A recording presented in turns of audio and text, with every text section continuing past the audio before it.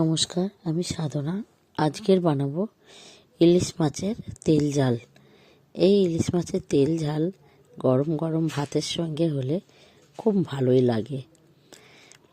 আর বাঙালিদের তো ইলিশ মাছ মানেই লোভ লেগে যায়।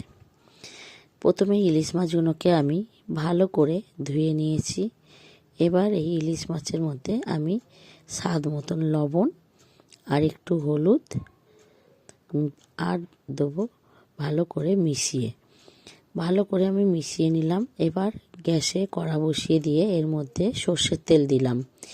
ইলিশ মানেই সর্ষের তেল ছাড়া ইলিশ মাছটা ভালোই লাগে না। সর্ষের তেলের মধ্যে ইলিশ মাছগুলো ভালো করে ভেজে নিয়েছি। হালকা ভেজে নেওয়ার পরে ওই তেলের মধ্যেই আমি একটু কালো জিরে আর একটা কাঁচা লঙ্কা ফোড়ন দিয়েছি।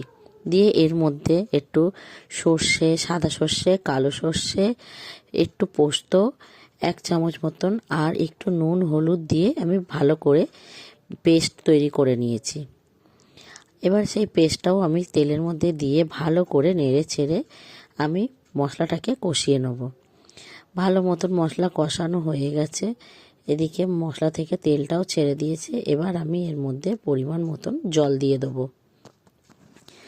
জল অল্প করে দিয়ে আমি ভালো করে জলটাকে ফুটিয়ে নেব।